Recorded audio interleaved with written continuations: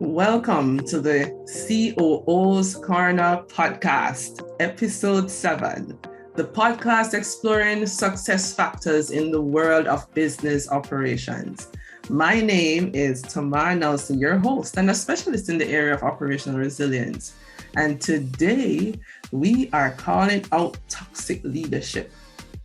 We know that it's a very hot topic, and it really affects our operations, our people. And if you have been listening to the episodes, you know that my belief is that people are the core of what we do, and both people and operations work together to create the best outcome for the organization and affect every aspect of business. Leadership is critical to success and growth in any organization. And if it's toxic, the effect can be debilitating and can even result in permanent ceasing of operations, right? So it's everywhere, right? Organizations are full of what we call toxic leaders, and it doesn't have to be that way. Our guest firmly believes that as well. In today's episode, we'll delve into the topic of toxic leadership and how it not only to how to identify, but also to eliminate, right? Yes, eliminate toxic leadership.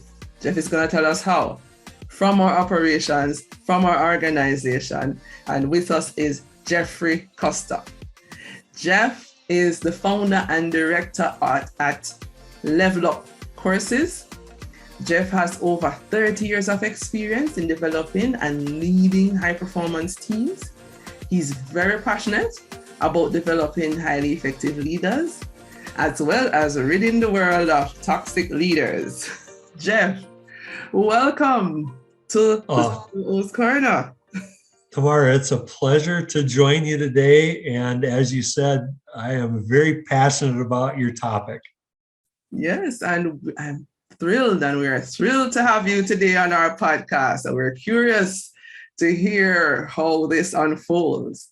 In our last episode, we looked at culture and how it can be used to stem the talent and recruitment trends that, as we undergo what is deemed the great resignation, and we're changing that to the great opportunity and the great transformation. And you're going to continue that discussion today, right?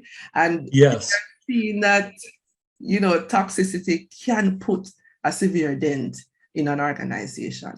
Statistically, the figures show that toxic leadership is responsible for a 48% decrease in work effort and 38% decrease in work quality.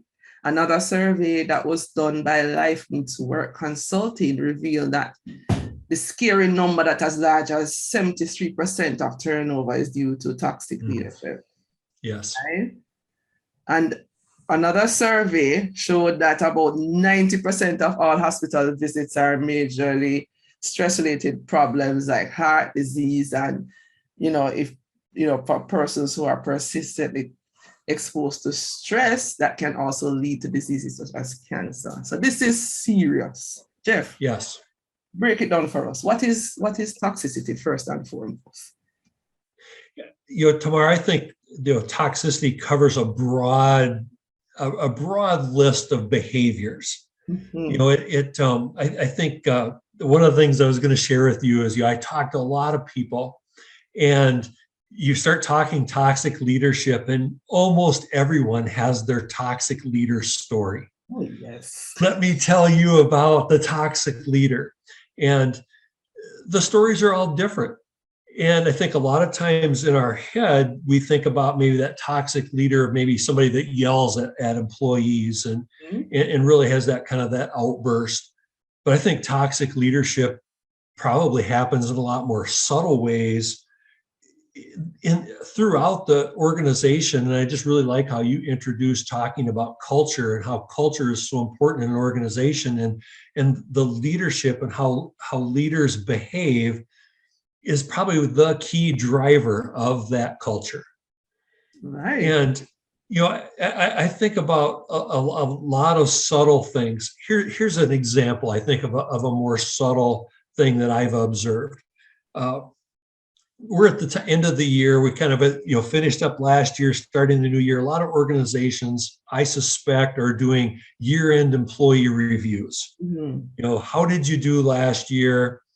And if you go back a couple decades, if the listeners remember a gentleman named Jack Welch, who was the CEO of General Electric, he had a philosophy that organizations should try to trim off the bottom 10% of employees every year. Some people still prescribe to that, and I've witnessed that, and I've witnessed organizations that say you have to find this bottom percent of employees and give them a poor rating and tell them they have to improve. And I've seen what makes it toxic is when frontline leaders go back to those employees and say, oh, by the way, you failed last year.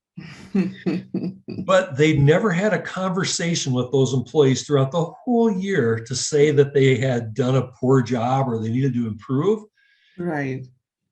Employees will get very confused. And I think that's an example of subtle toxic behavior. Right. Because you are if you're doing that correctly, you should be talking with those employees every month and saying, hey, I've observed this about you. Here's something you need to work on improving. Let's talk next month and see how you're doing.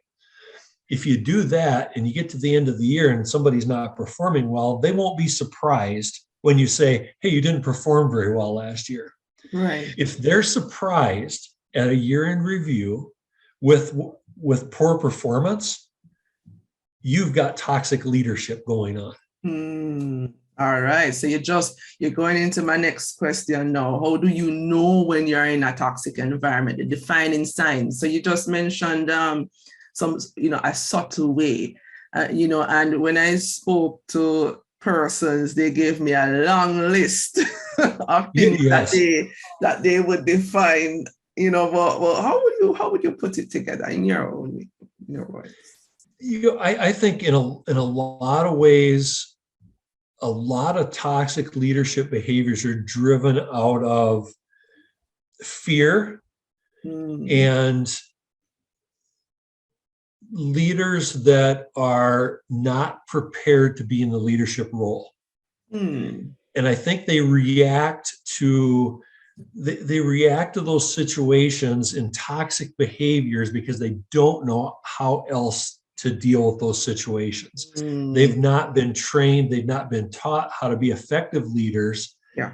And they by default fall back into those toxic behaviors of, maybe being arrogant or being irritable, some of those type of behaviors. Yeah. So when I asked a few persons in preparing for this podcast, what are the defining signs, or what do they, what would they say is a toxic environment? And, I'll just share with you and who are listening in what are some of the things that they came up with. Sabotage. It's all about hierarchy and titles. They lead based on feelings and emotions, never facts. Conversations are not had. Recognition is lacking.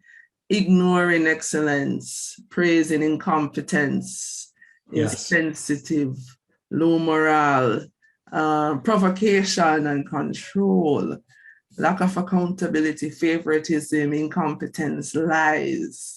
Wow. Tamar, how about this one? How about arrogance? Arrogance, where the leader thinks that they're always right. And maybe you've heard this saying, a leader might say, it's my way or the highway. Yes. I would also share that one of the, just in speaking to somebody earlier this week, one approach is what they call, they trick you into believing that their idea is your idea. So, what color would you like this to be in? Everybody says, it should be blue. Yes. What about purple? Let it be purple. Yes, we all agree it's purple. Let's go with that. Team. So I think you see arrogant leaders versus people that are all modest, that they don't always have to think that they're right. And if you get that, I think the basis for some of those arrogant behaviors goes back to what I said about leaders being fearful or maybe incompetent. That's one of the responses to the fear and incompetence is I'm just going to rule with the iron fist. Yes, yes. And, talking about, where it originates from, one of the things that in terms of improving processes and operations that we use is a methodology called the 5 why principle, that we ask why. Yep. Why is this the case? Why is it that we have, persons displaying it? And you mentioned a few things, the fear and not knowing how to lead. Could it also, one of the things that I have seen is, or come to the conclusion, is a lack of structure in the organization as one of the root causes. Have you found this to be true? Yeah, I think so. I mean, you observe some organizations, and I think you've got leaders with a couple things. One, you might talk to them and they have so many things on their plate that they're just trying to keep their head above water, and effective leadership that leads into toxic behaviors just kind of ends up coming out. I think a lot of times, like one example, I go back to, I'm really big on having monthly one-on-one meetings with employees. And if a leader would tell me, I don't have time for that, I would say, you have your priorities out of line, that there's some other activity you need to figure out how to give up, because that as a leader is one of the most important things. So I think a little bit that people get caught up in the busyness of their job and forget that if they're a leader, the most important thing they are is a leader. I like that point, not getting caught up in the business of your job. And you also mentioned something very profound, and that is the importance of communication. Yes. Right. I remember speaking to someone some time ago, and their theory is that there is no toxic environment or any toxic person. What would you say to that?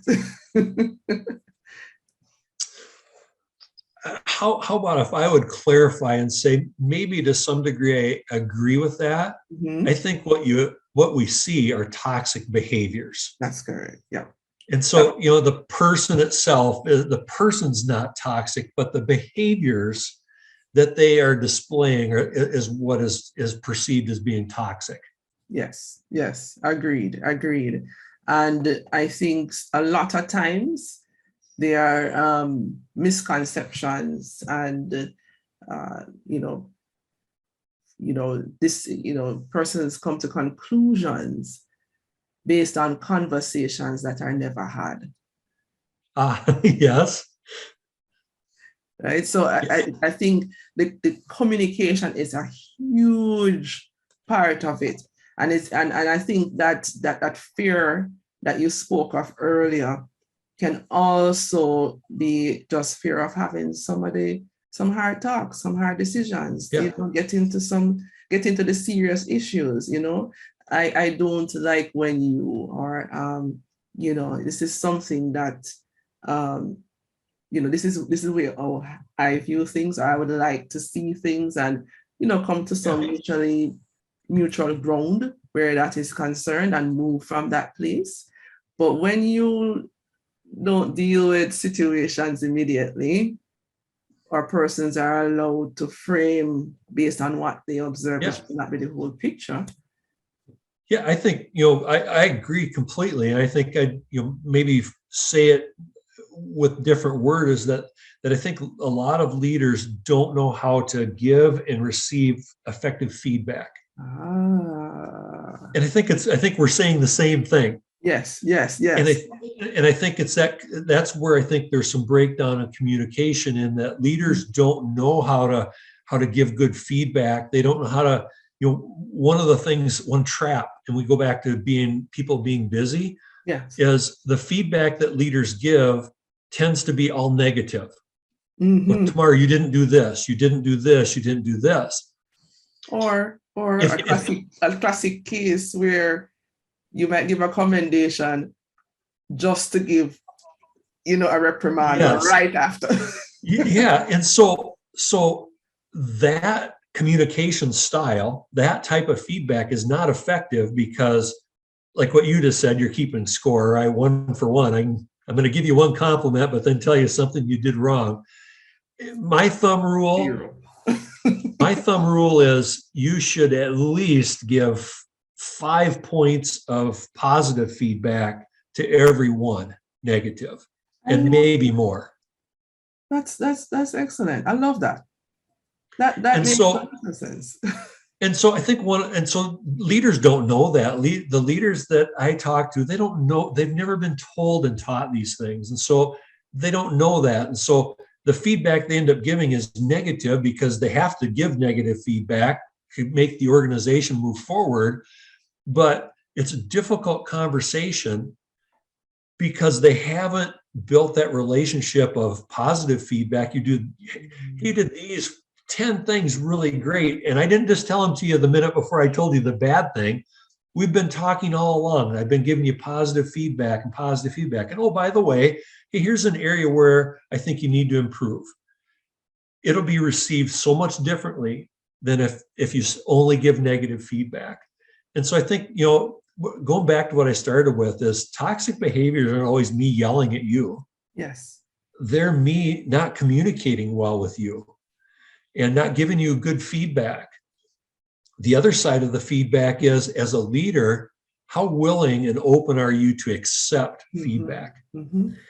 And one of the stories I love telling, I had an employee a few years back, was probably one of my favorite employees of all time, because we had a relationship where he would give me very honest feedback. And I was the boss. Mm-hmm. And if he thought I was wrong, he would tell me I was wrong. And I appreciated that feedback. It was so much more valuable to me than have somebody that just said, "Oh, we love everything you do." Because that's not good for me as a leader. It's not helping you at all. But you don't get there just right away either. You have to build that relationship with people. You have to kind of have that interaction all the time to build that. So, I mean, you want to talk about how to get rid of some toxic behaviors, you start doing those things, and a leader can avoid a lot of toxic behaviors. Wow, I love that. When I heard you speak just now, it sounded like, building a muscle and keep strengthening that muscle. Because once Yes. you stop strengthening it and flexing that muscle, then you have muscle atrophy and you lose that. So it's something that has to be done continuously. That's also something I passionately believe in, continuous improvement. It's not a sprint, it's a journey. It's something that we have to do all the time for it to work. Yes. I love that. And I really can see how, getting to the root cause of why this happens in organization, we can see the solutions in terms of what needs to be done, right? But are there, Jeff, organizations or situations rather that are unredeemable? And what does this look like? And what do we have to do? I think what I usually say, if you're looking at some toxic leadership behaviors, and let's make an assumption that the top leaders in the organization are on board and saying we can't have that. I think my effort would be, can we correct those behaviors in that leader? Is there some techniques, training that we can give them, and are they willing to change? If they're not willing to change, I think it just gets kind of flat out. If you want a great culture that you opened the show with, if you want a great culture, you cannot tolerate those kind of people. So they either need to change or go away. Mm-hmm. And I think that I've talked to a lot of people. I think that's easy for me to say. I think it's really difficult to do. Yes. And this is something that you work with all the time. This is not an easy Yes. thing to do. And curious though, Jeff, just a side note, what motivated you to go into this area of work? Yeah, It's like well, hopefully super you can tell hard. that hopefully you can tell I am passionate about this. Just the background, I've been in a leadership role for probably over 30 years. And the last 15, the role that I've had has been a leader of leaders. So the people that work for me have direct reports. And so in my mind, for me to be successful, I have to identify, develop, and hire the next leader. And I want to have great leaders working for me because it makes my job really easy. And so I just developed this passion around how do you find people that are exhibiting all the characteristics of a great future leader? How do you work with them to develop and then hire them? And I've just done that for so long and know how critical it is to have those great leaders working in an organization that it's just kind of become my passion. And I think about legacy. I love talking about legacy as well. How are people going to remember you and I when we're gone? Yes. Yes. And how I want to be remembered is I left the organization in great hands with great leaders. If that's all I'm remembered for, I'm going to say I was successful. Lovely. That's commendable. An awesome story. And we're happy to have someone like you, Jeff, out there helping organizations to be free of toxic behaviors. Yeah. Right?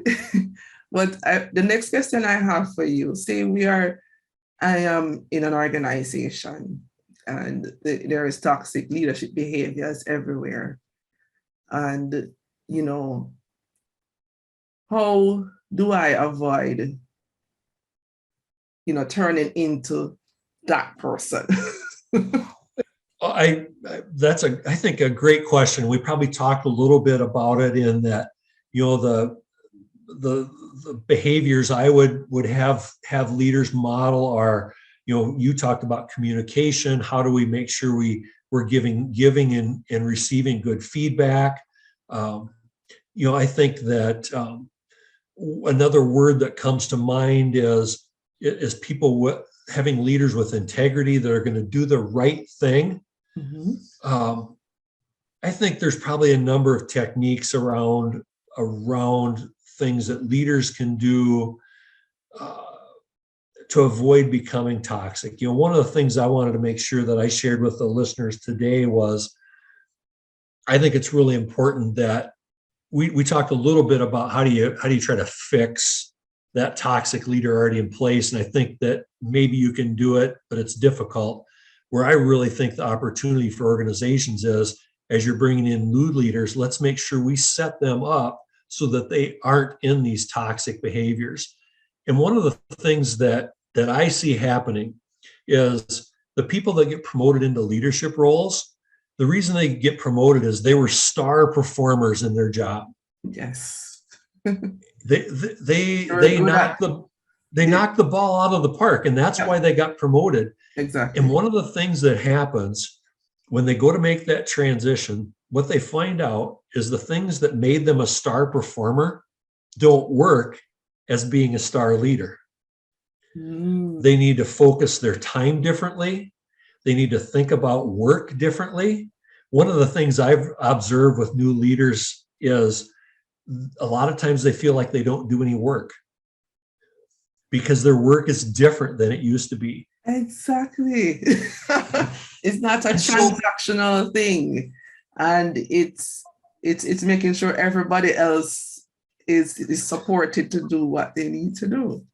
So I think one of the things, Tamar, that happens is if people come into leadership roles and they don't realize those things, they can quickly go down a path that'll lead them to starting to have those toxic behaviors. If you can start talking to them about, here's what you need to do as a leader, here's how you need to use your time, here's how you need to think about work, and start them down that path and give them some tools around, here's how you build relationships with people in your both your direct reports, your peers, people above you, there's I think, a fairly easy set of tools that you can set people up to be very successful.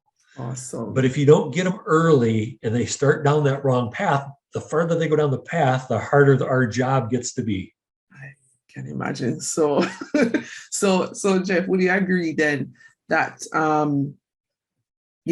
a big chunk of it can start at the recruitment stage in terms of Yeah. who you hire, but also how you nurture that talent Yes. as they grow in the organization, and each time they level up, pun intended. Yeah. Yes. That you also nurture the leadership, the different roles that they need to play, and traits that they need to have. For example, as leaders, we're talking about not just, as you said, transaction. We're talking about engagement, listening, mentoring, coaching, uplifting, and finding and removing roadblocks so that they can have the organization can have breakout success. I think that's really what we're about, and not really operating or leading from a zone of fear, Yes. and I also firmly believe, and I want to share this with listeners as well, for us not to pass on the toxicity to others. Let it stop with us, those behaviors. Yeah. And like I said, I think that to me is where the true opportunity is for organizations. If you can do all the things that you just mentioned with that new leader, over time, you can start driving toxic behaviors away. Right. Yeah, and even if you experience it, don't pass it on to those who report to you or other stakeholders. Be the person that you should be. Yeah. Just some of those, some of the things that I like to teach now, I wish I would have been taught sooner. That probably is true for a lot of people, but one story I love telling, this was a long time ago, but I got a new job. I was a finance guy, work budget stuff. And I actually got a job as a construction manager. Wow. So we were doing construction work and I didn't really know much about it, but I got the job anyway. And it was just interesting because the first employee of mine that I ever met, the first thing that anybody ever said to me was, just what we need, a pencil pusher. and how encouraging. Yeah, exactly. Oh, thanks for the warm welcome. But how I responded to that, I took that really as a personal challenge to prove that guy wrong, that's not what I am. And I think I worked really hard, probably through a lot of trial and error, to learn some of these leadership things. And the end of the story, when I left that area, I had a different employee that actually approached me and said, "You were the best boss we ever had." Awesomeness. And I just love that story because people, when leaders come into positions, people have all kinds of assumptions about what they know, what they don't know, and we can prepare leaders to be successful. And I want leaders to be able, when they leave positions, to have employees come and say, "You're the best boss I ever had," not "I'm going to quit this place because I hate you." I know. Usually when you get that promotion, your legs all wobbly, you're unsure of yourself, you feel like you're not enough, the imposter syndrome sets in. And yes. It takes a while to kind of get a grip, especially if you're not weren't prepared and you have to figure things out yourself, and there is no support or mentorship or coaching happening. It takes a little bit longer, but if you can get to that place, I mean, that's where the growth happens, and it is a beautiful place to be. It is. It definitely is, and it's. It's some work to do that, but it's certainly something we can do. And you think about. I like how you opened the show where you talked about the statistics on turnover and the impact, mental health impact to employees, and kind of there was some other stuff that you mentioned. All those have a cost attached to them. Mm-hmm. And the cost is not small. That was one of my next questions, right? what is this cost to the organization? Because from past research, just on the employee, just for persons to exit the organization, it's 33% of that employee's annual salary. Yeah, Now, that's just those who exit, but there are other costs associated with toxic behavior in exactly. an organization. So what is that figure? How, do you have any research on that? I don't. I just know that it's big. I mean, the number I've seen for when you have actual turnover for salaried employees, even is higher. I think I've seen numbers higher than what you just said, where it's potentially 1.5 to 2 times their annual salary by the time you recruit somebody new and bring them on and have to train them. I mean, the cost is big. And I don't have numbers on this, but I think that the numbers that you can't put your hands around are even bigger.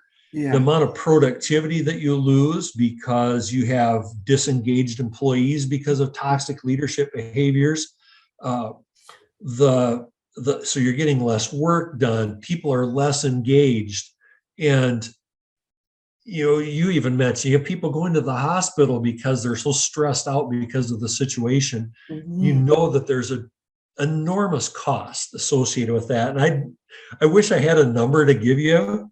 And I don't, I just trust me though. I think the number is huge. It's not ever captured.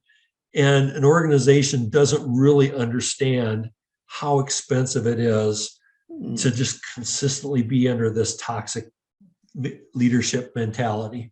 So, an organization probably wondering they have all the systems in place, their operations, to be highly productive, and it's not happening, and why? And they're probably wondering why. And the answer may very well just be, with toxicity and the toxic behaviors in your organization, Yeah. right? Yeah. I And think there are it's, significant savings to be had, but it's always easier said than done. And often we know that we have these toxic behaviors, but how do we get persons to acknowledge that need now to yeah, I think, change? in organizations, I think you have to get the top leadership engaged. And if there's that problem, probably like many things, they have to acknowledge that there's the problem and be committed to fix it. And we've talked through those things, how successful maybe you can or can't be with existing leaders, and maybe some need to move on. Um, I think if you don't have that buy-in of top leadership, um, uh, organization for the whole organization, you are going to struggle. But I would say this: that if there's leaders that are listening that maybe run a department or a division or something, and their organization kind of plagued by what we've been talking about, I just encourage them to not lose hope that even if the broader organization isn't doing some of the things we've talked about, they still, within their department or within their division, can still do almost everything that we've been talking about. They can make a difference in that group. And so while they may not be able to change their whole organization, they can change what they're responsible for. And I'd encourage them to say, here are things we can do to make a difference in my department. Yeah, yeah. That sounds like a great strategy in terms of coping mechanisms, is to create that environment that we would want to work in, that be that person that creates that change that we want to Yeah. see, right? And Yes. are there, though, Jeff, other coping mechanisms that persons can employ,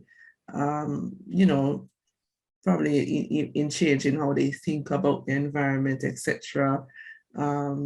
Speaking up. Yep. Yeah, I think speaking up, I mean, one of the other things that I think people can do is make up their mind that they're not going to get sucked into the drama around toxic leadership. And I think I'd say that it's easy for me to say that to you, maybe not so easy to really do that. But I think that's something that someone can do, is like, I'm not playing those games. Yeah. And And then I think, you know, some other things that individuals can do. You know, I think trying to push you. We talked about having kind of regular one-on-one communication meetings. Maybe a leader who has some toxic behaviors, be open to doing that, and you can start that line of communication with that leader. I think that one other thing that individuals can do is, you know, the behaviors. I always kind of think it's kind of interesting. We talk about leaders as people who have a title of a leader, a manager or something. But, you know, I think if you really step back and look, everybody can be a leader in a certain way. And even those individuals can lead and model good behaviors in the work group around them. Yes. That can have a positive impact. They may not fix that toxic leader, or they may not get rid of that toxic leader, but they can have an impact on the people around them. Right, right. True. I remember hearing a quote. I don't remember if it was you I heard it from, or read one of your posts or something, but people inspire you or they drain you. Pick them wisely. Yeah. I don't remember if I wrote that or not, but yeah, that's good. Right. And so we really have to take a measured approach when we're dealing with toxic personalities, and to, modify our strategy, that, how we would approach it. So we're looking at, as you mentioned, not joining into the whole situation, talking, speaking, having that communication, sticking to the reality, understanding how we feel about the situation and how it's affecting us. Yes. Walking away if possible, staying neutral. And it's so important to speak up and not internalize all of these things, because we know the effect that it can have, not only on our mind, but also on our body. And we don't want that, especially in these times that we're working and operating. Yeah, well, there's so many other stress things in people's lives, and to add to it at the workplace is not needed. Yeah. And are you seeing, in your case, Jeff, any observed changes that have been happening in the organizations in the last 2 years or so with the pandemic situation? What are some of the trends or changes that you have been seeing, and how can we address or deal with it? That's probably like 3 more podcasts. Okay. We need to come back. But the cliff notes, the summary version, the 1 minute bite. I think, I was actually talking with a colleague this afternoon, and one of the things we were talking about is, I think if you go back 3 years, there were a lot of organizations that were really reluctant to have people working from home, working remote. We didn't trust people that, we thought they were going to goof around them if they didn't show up at the office. And I've never really prescribed necessarily to that, because I always kind of, if people are going to goof around, they're going to do it no matter what. You have to trust your people, but not everybody has that philosophy. And so I think organizations were reluctant. And then, there was one day, all of a sudden it was like, okay, now we're all working at home. And I know not all folks out there work at home. We've got construction people and first responders. There's a lot of people that didn't get to say, I'll just work at home, but a lot of office folks working at home. And I think one of the things we learned is that if you're apprehensive, at least my experience was, if you were apprehensive that you could trust people to be productive and effective at home, yes, you can. I think we proved that. I think some of the challenges, the concerns I have, because we're probably going to see this stay this way even after we come out of the pandemic. The concerns I probably have for leaders are, if you have new employees, how do you effectively onboard them? How do you effectively get them trained? And always the example I like to use is, say you and I are sitting next to each other in an office back 3 years ago, and I'm supposed to be learning some new software, and I can't, and you're experienced at it, and I can't remember what button I'm supposed to push. I can yell over the cubicle and say, hey, Tamar, what button was I supposed to push? And you'd tell me, and we'd be building this relationship probably throughout the day. And I think we've lost that. I think we have a big risk of losing that, because now if I have that question, I've got to Zoom call you or call you on the phone. I'm probably not as likely to do that. So my concerns are onboarding, training, and team building in this remote work environment. And I know it can be done, but leaders are going to have to change how they thought about it, because it's going to be more difficult. It's going to take a little more creativity. You know, one of my colleagues runs a IT development group, and none of the people that work with him, he's never met them in person. Two of them are in Dominican Republic, and the rest of them are in India. Wow. And so I know there's people that are probably listening that say, we do that all the time. We manage these remote teams. And, but I think there's a lot of leaders that haven't been in that position that have a lot to learn from those people on how do we manage remote teams and how do we accomplish good team dynamics and all those things that I've just been talking about. I think those are some of our biggest challenges that have come out of this last 2 years. Yes, they are indeed. And I'm going to draw on your construction and do illustrate using a building, for example.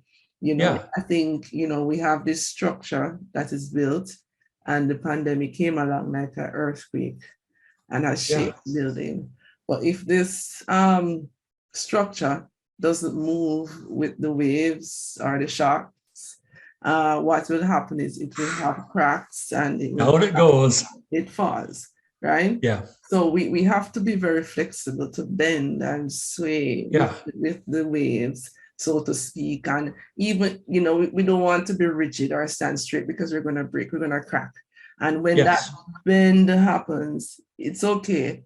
We can rise again. We can fix it. We'll come back up. But it's important for us to realize that we are in a turbulent situation. We are in uncertainty. We are in a disruptive period. We're still in it. We're not out of it. And what I'm seeing is, based on organizations that I've worked with and seen, is that we're holding on to old way of doing things. And we have to do differently, be different. Yeah. And get the outcomes that we want. And I think it's a great opportunity, even though it's very difficult to go through.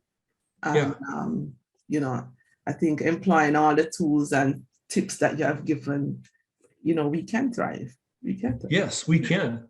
We can. I love how you said that. We need to just learn how to do things differently. Yes. And, by doing so, we'll see, Jeff, the opposite of toxic, which is, motivated and engaged employees. Yes. Right. And, what would that look like?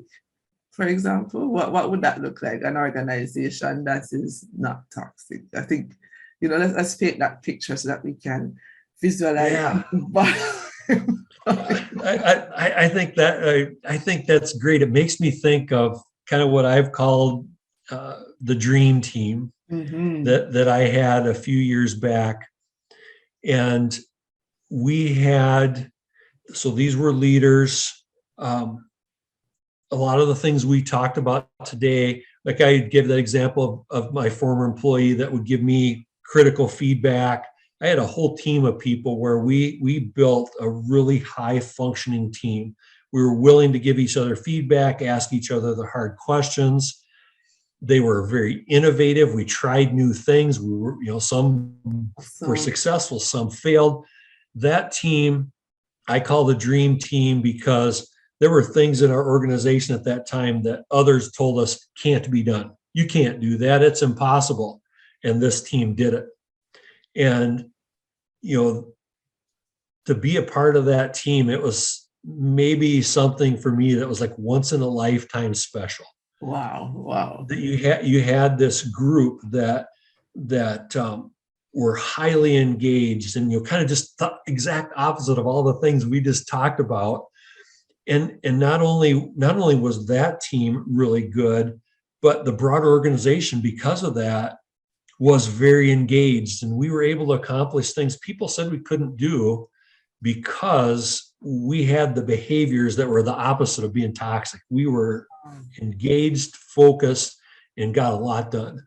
So you were bold, you were able to boldly go where no one has gone before, right? In Awesome. some things, yes. So we're looking at meaningful work, taking initiative on tasks and projects, not just working towards a bonus, but yes, that's good too.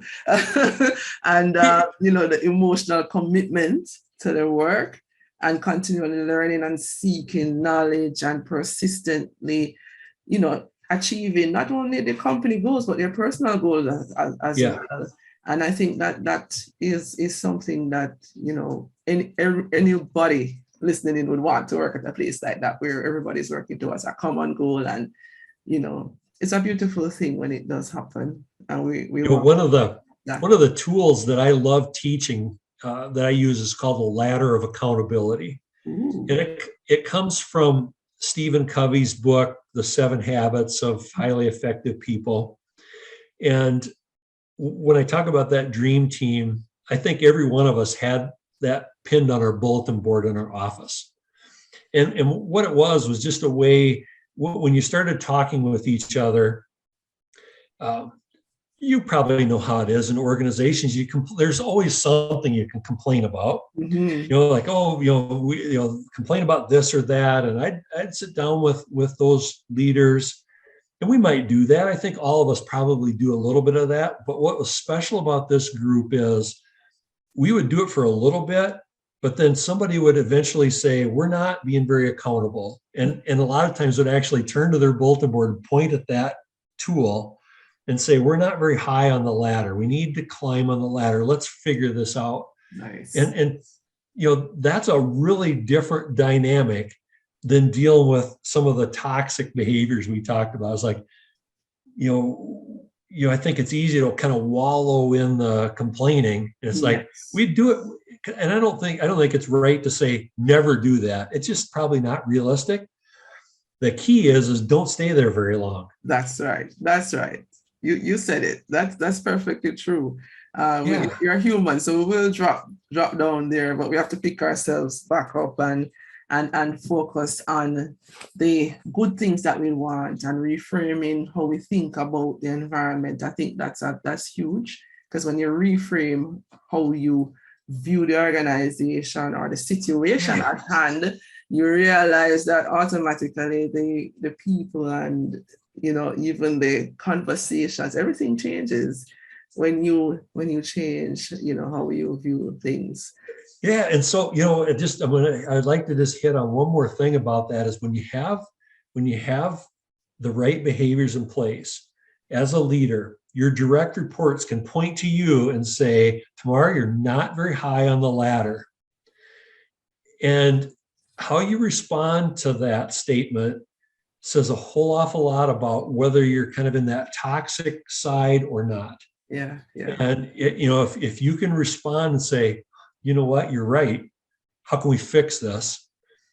That's where you want to be. If you respond and say, how dare you criticize me, I'm the boss, we lose.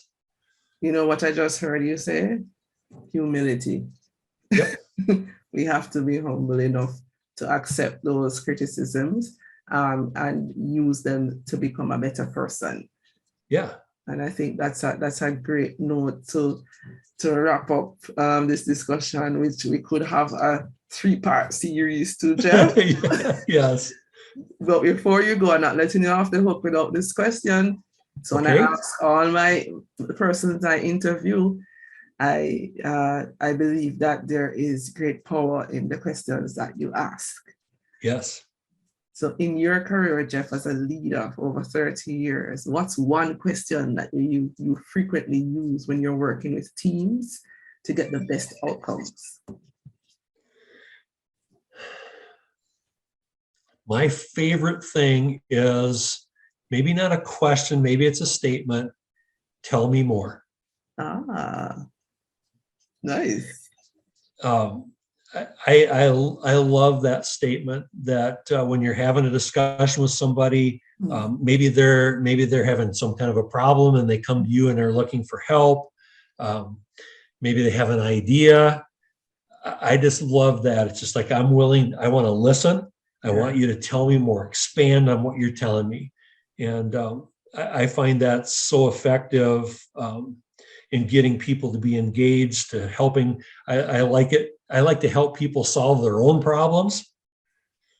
And that probably, although I probably evaded and didn't really give you a question, that's my number one thing I like to come back with. Tell me more. I love it. And I'm sure our listeners also found that very useful. I think I'll be using more of that. Well, that's good. I'm glad you like that. Yes, it has been a phenomenal discussion with you, Jeff.